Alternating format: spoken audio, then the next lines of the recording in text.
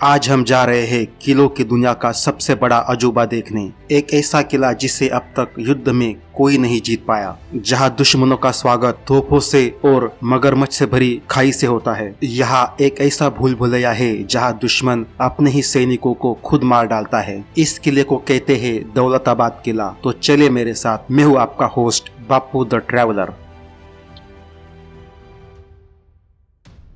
दौलताबाद किला आने के लिए हमें महाराष्ट्र के छत्रपति संभाजी नगर से 17 किलोमीटर दूर दौलताबाद आना होता है। इस किले और गांव का नाम पहले देवगिरी था। गुलामी के कालखंड में मुस्लिम बादशाहों ने इस गांव का और किले का नाम देवगिरी से दौलताबाद कर दिया।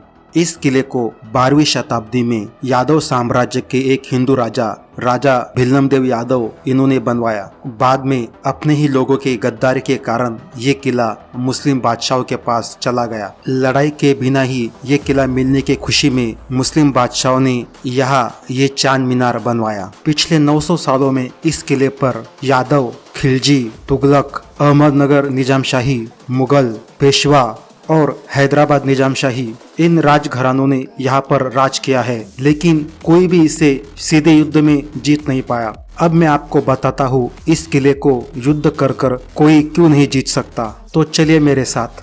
ये है किले का पहला प्रवेश द्वार। यहाँ के दरवाजों पर लोहे की प्लेट्स और लोहे के खिले लगाए हुए हैं। उस समय दरवाजा तोड़ने के लिए हाथियों का यूज होता था। युद्ध के समय इन खिलों पर जहर लगवा दिया जाता था। इसके कारण कोई भी हाथी इसे तोड़ने की कोशिश करता तो वो मारा जाता। अगर हाथी गेट तोड़ने में कामयाब भी हो जाता तो आगे का रास्ता घुमावदार होने के कारण हाथी दीवार से टकरा जाता। आगे उसके सामने फिर से दूसरा गेट था। इस दूसरे गेट के नीचे आपको जो स्क्वायर शेप के दो आमने सामने होल दिख रहे हैं, इस होल में बहुत बड़ी लकड़ी फंसाई जाती थी, जिसके कारण दूसरा गेट तोड़ने में बहुत मुश्किल होती थी। अगर दुश्मन ने दूसरा गेट तोड़ भी दिया तो उसके स्वागत के लिए ये तोप तैयार रहती थी। आप यहाँ जो छोटी छोटी तोपें देख रहे हैं, ये भारतीय पुरातत्व विभाग ने यहाँ लोगों को देखने के लिए रखी है। पहले यहाँ सैनिकों की बैठने की जगह थी।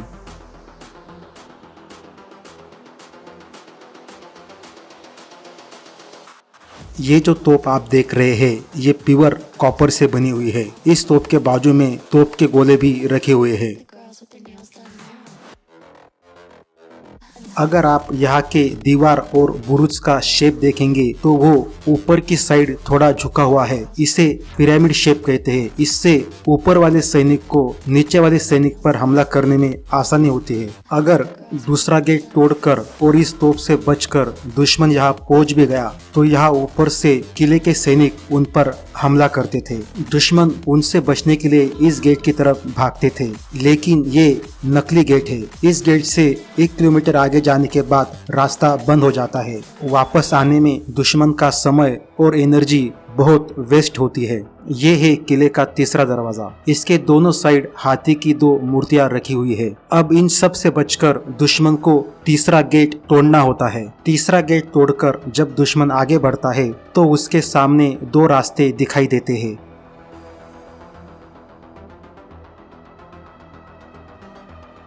राइट साइड को दीवार दिखती है और लेफ्ट साइड को रास्ता दिखता है, और किला भी लेफ्ट साइड को है, इसलिए दुश्मन लेफ्ट साइड को जाता है। लेकिन लेफ्ट साइड को 1.5 किलोमीटर आगे जाने के बाद खाई है और वहां से वापस आने में दुश्मन का समय और एनर्जी बहुत वेस्ट होती है। इस किले का चौथा गेट राइट साइड को है। अब हम राइट साइड में चलते हैं। ये है किले का चौथा गेट। अब हम इसके अंदर चलते हैं।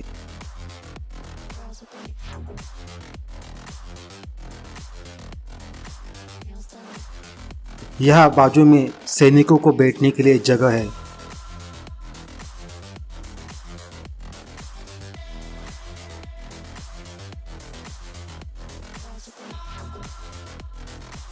उसी के पास ही किले का 5वां गेट है। 5वें गेट के बाजू में राइट साइड को यहाँ एक 2 मंजिला मंदिर हुआ करता था। मुस्लिम बादशाहों ने ये मंदिर तोड़ डाला और नीचे की जगह सैनिकों को बैठने के लिए छोड़ दी।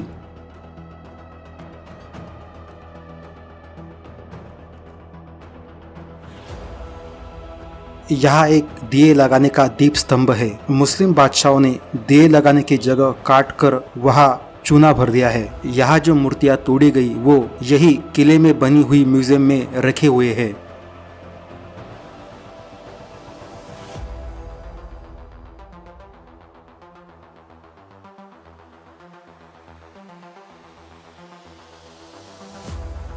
किसी भी मंदिर जाने के लिए हाथ पैर धोना पड़ता है, इसलिए मंदिर के सामने पानी की एक बावड़ी बनाई हुई है।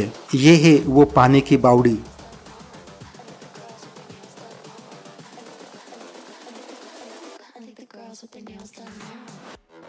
सामने आपको जो स्क्वायर शेप की जगह दिख रही है वह देवी देवता की मूर्ति रखी जाती थी। ये है बावड़ी में पानी छोड़ने की जगह। अब ये बंद हो चुकी है। ये है किले के सरदारों और सैनिकों की रहने की जगह। आगे हमें ये सीढ़ियाँ दिखाई देती है। अब हम इन सीढ़ियों से ऊपर चढ़ते हैं। इस किले में लोगों की संख्या बढ़ने के कारण पानी की किल्लत होने लगी, इसलिए ये तालाब बनाया गया। इस तालाब को कहते हैं हाथी तालाब। इस तालाब को भरने के लिए बहुत सारा पानी चाहिए था। उस पानी की व्यवस्था यहाँ से की गई है। ऊपर पहाड़ों पर एक तालाब बनाया गया है, वहाँ से मिट्टी की पाइपलाइन यहाँ तक लाई गई है। पानी का प्रेशर कम करने के लिए यहाँ वाटर पंप भी बनाए गए हैं। ये है वो वाटर पंप।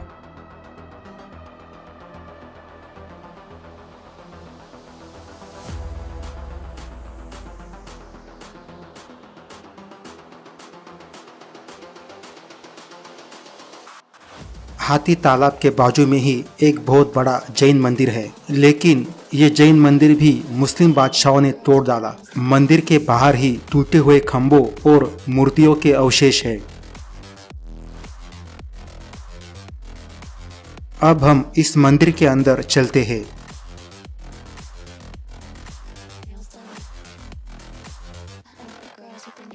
आपको सामने जो पिलर्स दिख रहे हैं, इनके ऊपर एक छत हुआ करती थी। ये जैन मंदिर हेमाडपंथी शैली में बनाया गया है। हेमाडपंथी शैली का आविष्कार यही से हुआ है। महाराष्ट्र में 11वीं और 12वीं सदी में जो हेमाडपंथी मंदिर बने वो इन्हीं यादवों ने बनाए हैं। मुस्लिम बादशाहों ने यहाँ बनी सारी जैन तीर्थंकरों की मूर्तियों को तोड़ डाला है। वो टूटी हुई जैन तीर्थंकरों की मूर्तियाँ यही किले में बनाई हुई म्यूजियम में रखी गई है। ये है वो जैन तीर्थंकरों की मूर्तियाँ।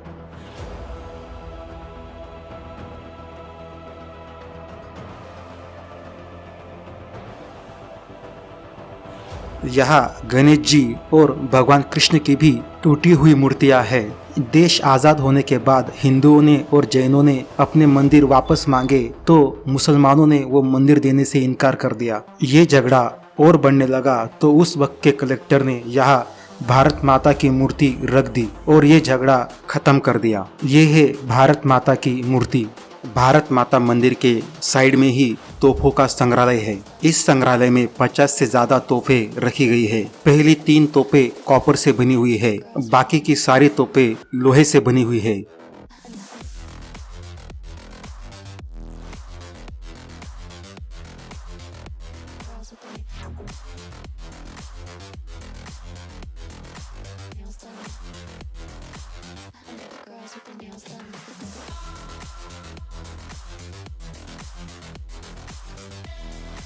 तोपों के संग्रहालय के सामने ही मस्जिद बनाई हुई है। मस्जिद के दीवार से लगकर ही ये चांद मीनार है। अब हम पहुंचते हैं किले के छठे गेट के सामने। ये है वो गेट। इस गेट से हम 5वें गेट की तरफ अगर देखेंगे तो हमें ढलान दिखाई देती है। अगर दुश्मन ने 5वां गेट तोड़ भी दिया तो यहाँ से आग का गोला छोड़ दिया जाता था और दुश्मन के आधे सैनिक आग के गोले से ही मर जाते थे। अब हम इस छठे गेट से अंदर प्रवेश करते हैं।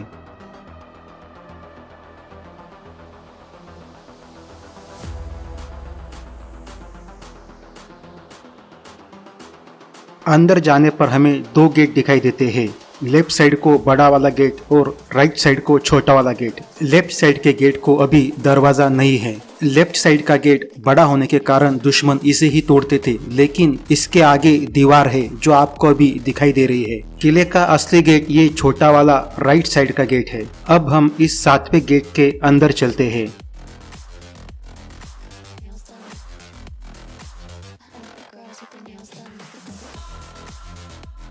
अब हमारे सामने ये छोटा वाला 8वां गेट है। हम इस 8वें गेट से अंदर चलते हैं। यहाँ दोनों साइड सैनिकों को बैठने के लिए जगह है। इसी के नजदीक किले का 9वां गेट है। 9वें गेट के सामने आपको ये जो सीढ़ियाँ दिखाई दे रही है, इसकी साइज अभी आपको एक समान दिखाई दे रही है, लेकिन पहले ये एक समान नहीं थी। पहले कोई सीढ़ी 3 इंच की तो कोई 10 इंच की, कोई 5 इंच की तो कोई 12 इंच की सीढ़ियाँ थी। इसके कारण दुश्मन किले के सैनिक से लड़ेगा या सीढ़ियाँ देखते बैठेगा। इन सीढ़ियों के कारण दुश्मन का कंसंट्रेशन बढ़ जाता था। अब हम पहुंचते हैं किले के 10वें गेट के सामने। यहाँ सैनिकों को बैठने के लिए चौकियां बनाई हुई है। अब हम 10वें गेट के अंदर चलते हैं। 10वें गेट के सामने आपको जो बिल्डिंग दिख रही है, इसे चीनी महल कहते हैं। ये चीनी महल मुगल बादशाह शाहजहां ने अपने वीआईपी मेहमानों को रुकने के लिए बनवाया था, लेकिन शाहजहां के बेटे औरंगजेब ने इसे भी जेल बनवा डाला। औरंगजेब ने यही के एक राजा को इस जगह 12 साल कैद में रखा और 12 साल उसे तड़पा तड़पा कर मार डाला।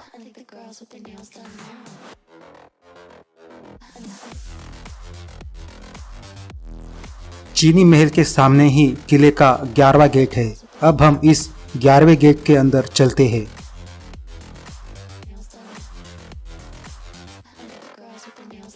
ग्यारहवें गेट के अंदर जाते ही हमें ये बुरुज दिखाई देता है। इस बुरुज पर हिंदुस्तान की दूसरी सबसे बड़ी तोप रखी हुई है। अब हम इस बुरुज पर चढ़ते हैं।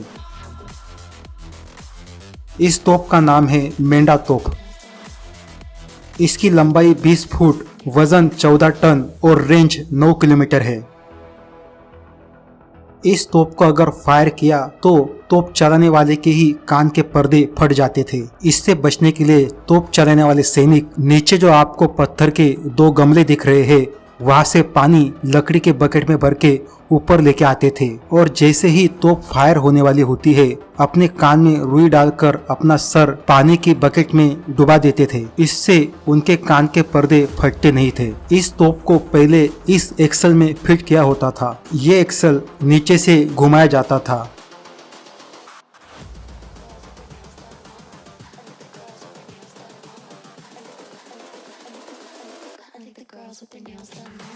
अगर दुश्मन ये 11 गेट तोड़ने में और इन तोपों से बचने में कामयाब भी हो जाता तो उनका स्वागत करने के लिए यहाँ मगरमच्छ तैयार रहते थे। ये जो खाई आप देख रहे हैं, ये पहले मगरमच्छ और जहरीले सांपों से भरी हुई रहती थी। यहाँ पहले चमड़े का पुल था। युद्ध के समय वो पुल निकाल लिया जाता था। मगरमच्छ से भरी ये खाई पार करना दुश्मन के लिए असंभव था। और ये जो लोहे का पुल आप देख रहे हैं, ये भारतीय पुरातत्व विभाग ने यहाँ बनवाया है। अब हम आगे बढ़ते हैं।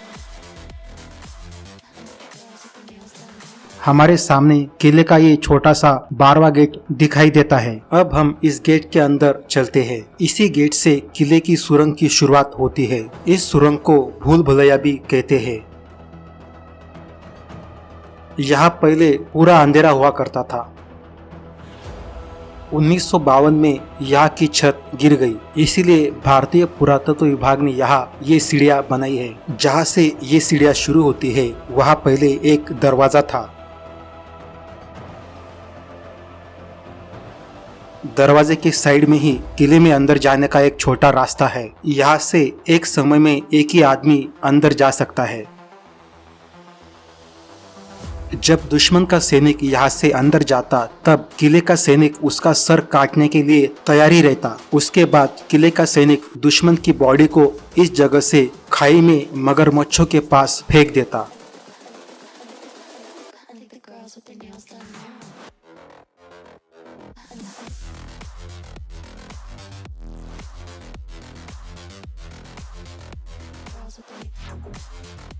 इस जगह छत होने के कारण पहले यहाँ बहुत अंधेरा था। यहाँ आपको जो छोटी छोटी जगह दिख रही है, यहाँ किले के सैनिक छुपे हुए रहते थे और जैसे ही दुश्मन अंदर आता था उस पर हमला कर देते थे।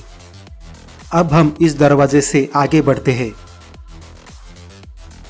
आगे जाते ही दुश्मन को दो रास्ते दिखाई देते हैं।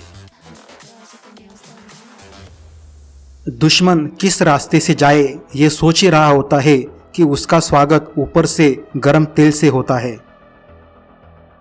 गरम तेल से बचकर दुश्मन जब आगे बढ़ता है तब इन स्क्वायर शेप के जगहों से सैनिक उन पर हमला करते थे। इस जगह कितना अंधेरा होता है ये मैं आपको मेरे एलईडी का लाइट बंद करके दिखाता हूँ।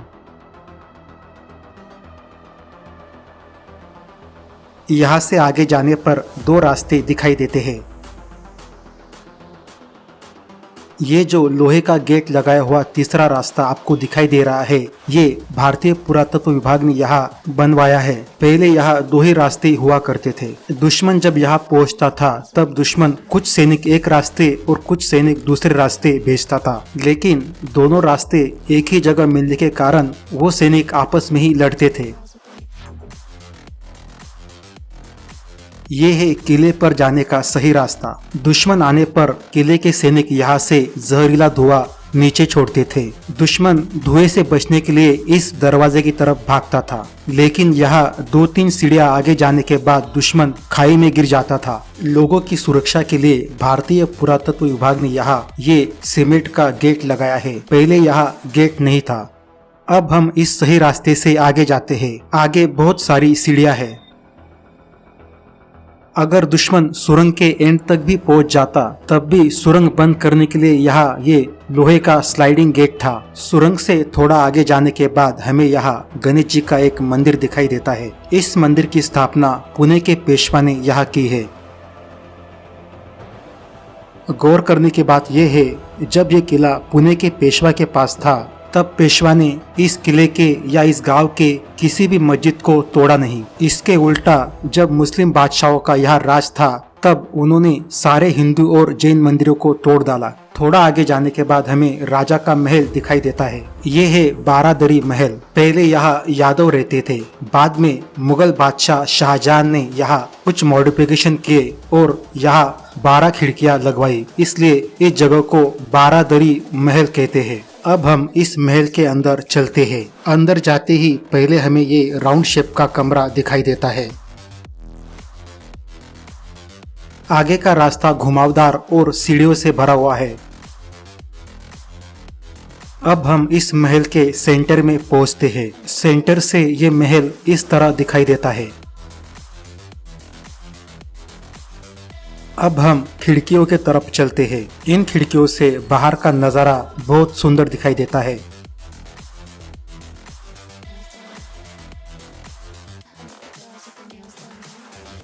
अब हम किले की सबसे ऊंची चोटी की तरफ चलते हैं। किले की सबसे ऊंची चोटी के नीचे एक गुफा है। अब हम उस गुफा के अंदर चलते हैं। इस गुफा में पैठण के संत एकनाथ महाराज के गुरु संत जनार्दन स्वामी की समाधि है।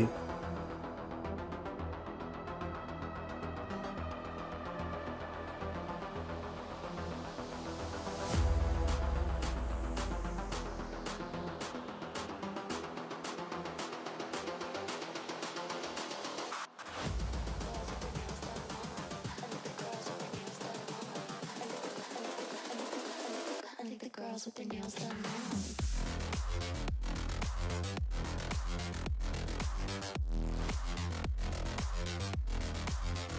अब हम किले की सबसे ऊंची चोटी पर चलते हैं। यहाँ एक बुरुज है। इसके ऊपर एक तोप है जिसको दुर्गा तोप कहते हैं। अब हम बुरुज की सीढ़ियाँ चढ़ते हैं। ये है दुर्गा तोप। इसकी लंबाई 20 फीट, वजन 12 टन और रेंज 8 किलोमीटर है। इस तोप को पुणे के पेशवा ने लगवाया है।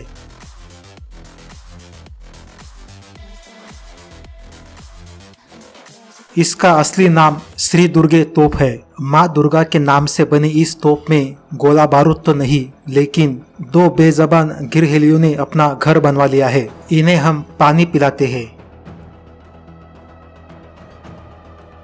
आज का वीडियो अगर आपको अच्छा लगा तो वीडियो को लाइक और चैनल को सब्सक्राइब कीजिए। मिलते हैं अगले वीडियो में।